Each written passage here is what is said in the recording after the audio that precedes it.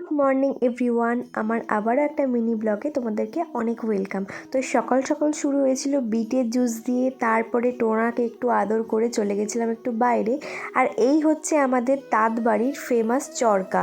কে কে জানো বলো তো? তারপরে একটু ঠাকুর দেখতে বেরিয়েছিলাম। দেখো কি সুন্দর টমেটো, তারপরে হচ্ছে কত রকমের সবজি দিয়ে ঠাকুরের প্যান্ডেল করেছে। আর ওই ঠাকুরটা আমাদের এখানকার সেরা প্যান্ডেল হয়েছিল, সেরা ঠাকুর হয়েছিল, ভীষণ সুন্দর।